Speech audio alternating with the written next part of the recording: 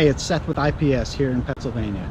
When I volunteered us to do a lean management video on what we were doing and how we were instituting these principles here in the Philadelphia market, I had a pretty good idea of what I wanted to do and what I wanted to see.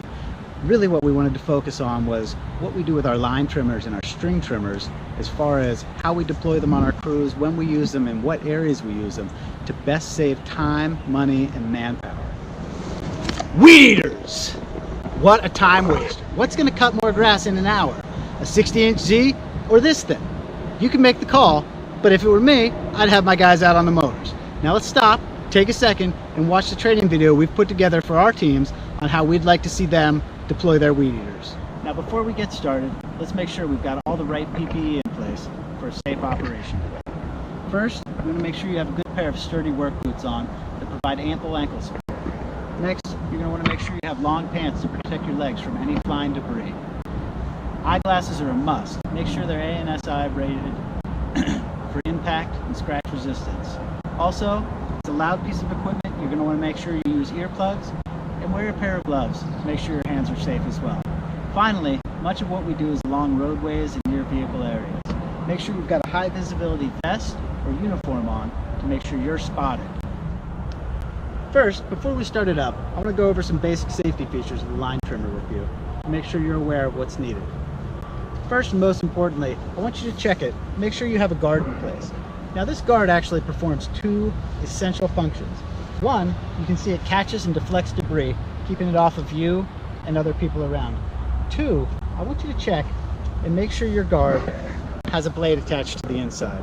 Now what that blade does is it automatically trims your line to the proper length, so your line will never be longer than this area. This machine is designed to spin a certain amount of line. You will see certain crew members, they will unscrew this bolt here and slide it up. Make sure that never happens. So before you start this, make sure your guard slid all the way down. Otherwise, you're going to be spinning more line than you need to. You're going to burn your motor out. You're going to cost yourself money.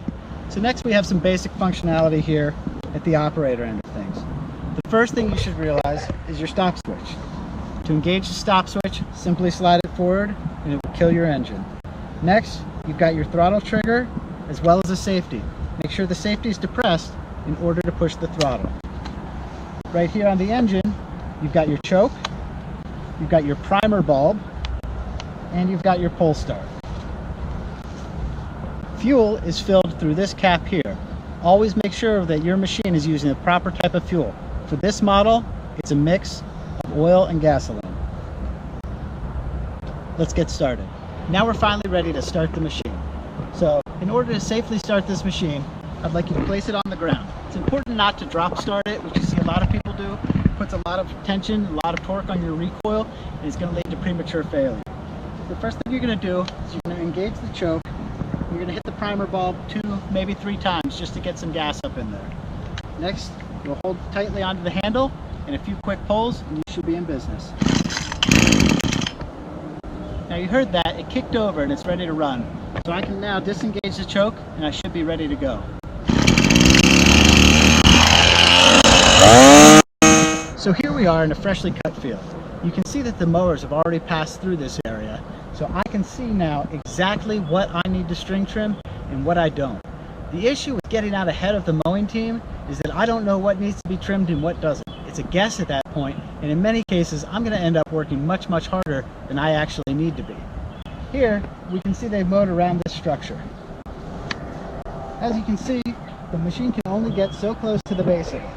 Out here in this area where we don't have any cars, any beds, or any sidewalks, we don't need to worry so much about which side the debris is ejecting to. So in this case, I'm going to choose to walk around it clockwise as my head on the weed eater spins counterclockwise. This will eject the debris off to the left and allow me to quickly make my way around this obstacle. This is a perfect opportunity for us to employ chemical edging. What is chemical edging, you might ask? Chemical edging is simply edging this area with Roundup or another non-selective herbicide rather than weed eating it every week. You can see out here, this is pretty much the back 40. It's not a high visibility area. It's certainly not near any front entryways. We can spray this now that we've line trimmed it with Roundup, and we won't need to touch it again for another few months. clients, saving us time and manpower. The next area I want to talk to you about are curb lines like this. Now in this case here, you can see that the mowers have done a really fantastic job of letting the mower deck hang over the edge of the curb line. In a case like this, we don't need to do any line trimming. You can see we've got a nice cut across the top here, and the only thing that needs to be done is to have this curb stick edge. You always want to use a stick edger because it gives you a nicer end product and it prevents breakdown of the crabgrass barrier that keeps your properties looking great. What you never ever want to do is take the weed eater and bevel your curbs. I see a lot of companies out there and a lot of people out there that are working hard, but they'll go through and they'll bevel the whole curb.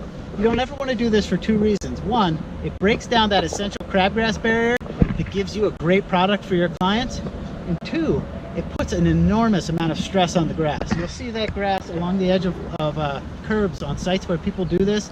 It begins to get thin and weak. So you don't ever want to do that. Just make sure it gets cut evenly across and stick edged on the side. If there's an area where the mower isn't able to reach, you can weed eat it, but make sure to keep that area flush with the surrounding cut. You don't ever want to cut it at a different height. So what we're really focusing on here is the reduction of waste. Waste comes in multiple forms in this case.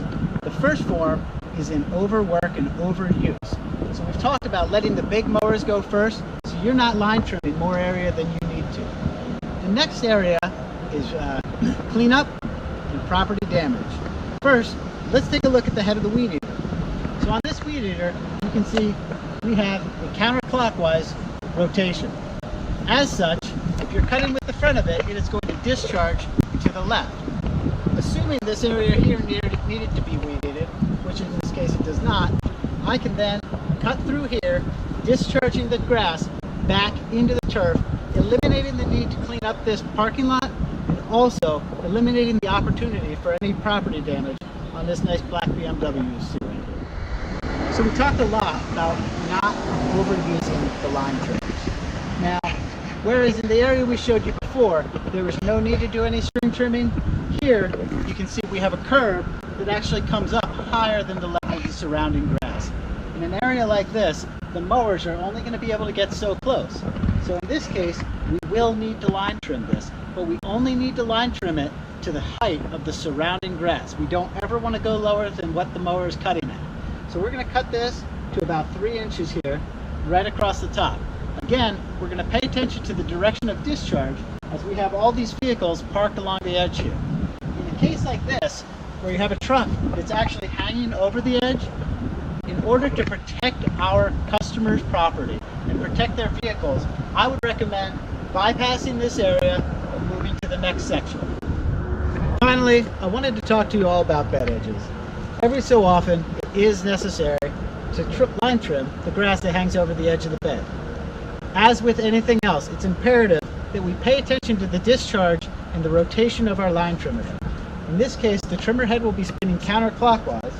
So if I were to elevate this to trim this bed edge, I'm going to be discharging all of the grass right onto these clients' cars, which is unacceptable.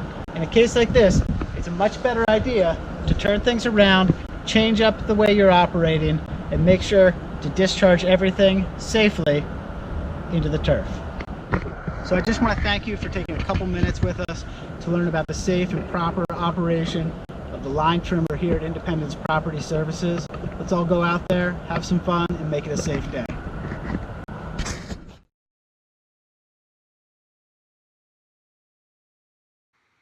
The opportunities to practice lean principles to remove waste while line trimming are abundant. We have categorized these opportunities into two main categories of waste: physical and environmental.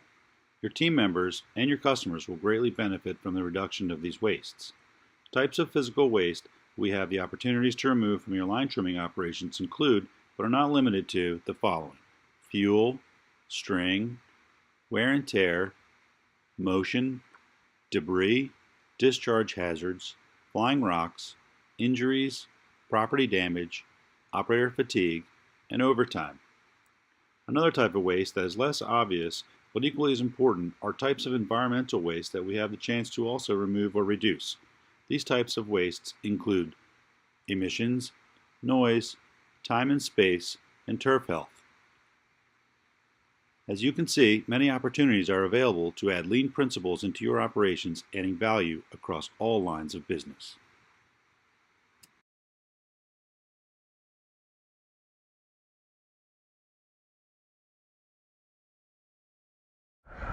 Hey, it's Seth again from Independence Property Services.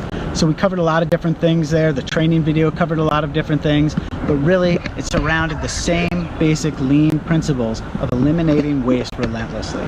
The first one was all about not doing more work than we need to.